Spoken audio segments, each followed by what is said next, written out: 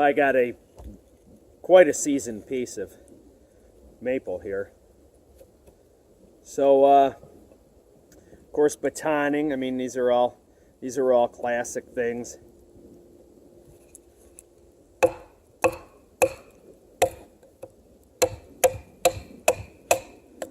So yeah, we've got some batoning, we've got some feather sticking.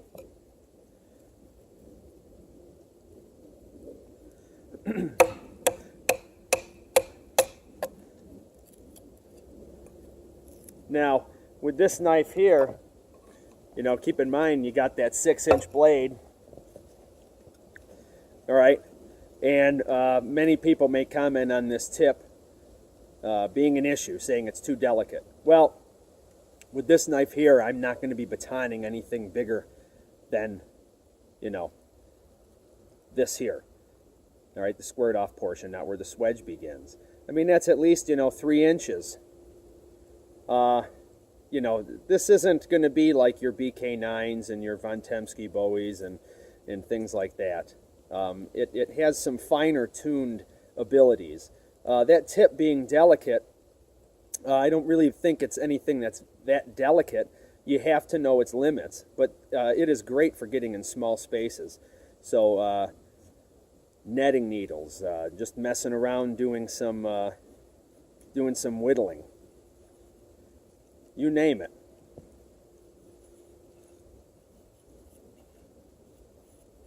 Of course, getting in, I mean, you know, to the joints of large game, puncturing hide, and, I mean, puncturing leather. Excuse me.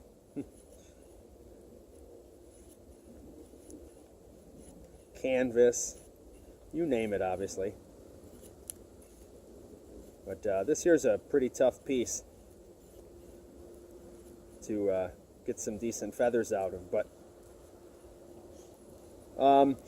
as I've stated, even in conditions like this here, I rarely need to create feather sticks. You can find natural tinders and kindling that doesn't need processing or much at all. But there has been times where I've, you know, have made feather sticks out of necessity. They do come in very handy. There are instances where you need some really, you know, dry wood.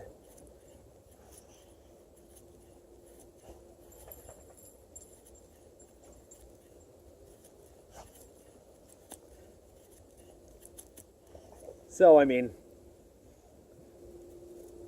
this would light beautifully. And the goal with the feather stick is obviously it should catch the stick that it's attached to on fire. So you wouldn't necessarily want, if you're using it in the traditional sense, you wouldn't necessarily want some big piece with just a little tuft like this, because what will happen is the coldness, the dampness, if you will, in the piece that you're shaving off of, that can pull heat from the actual flame. So you want it to, like I said, you want your feathers to be able to catch the stick itself on fire. And in many instances, sometimes at the end of doing this, I will make some slightly deeper cuts.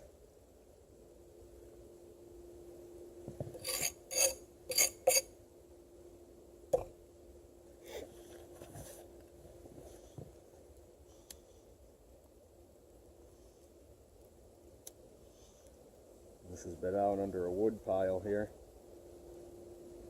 You can tell if she's going.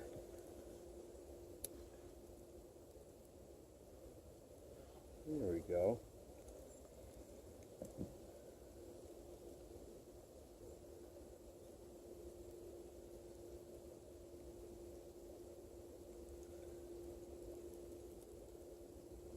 So, of course, you would probably try to have more than one of these, but we still have flame alive, and I would be on the ground and maybe being able to protect this just slightly more, but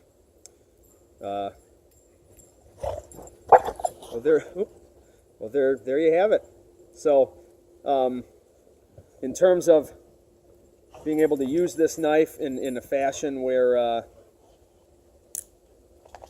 you can foul weather, cold, you can make some feather sticks, baton through some wood, and do those things like that.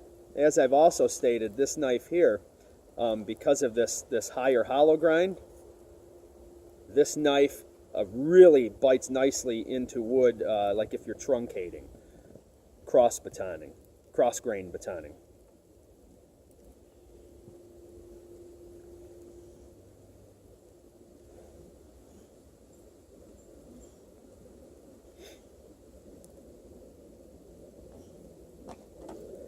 But once again, thank you very much for watching.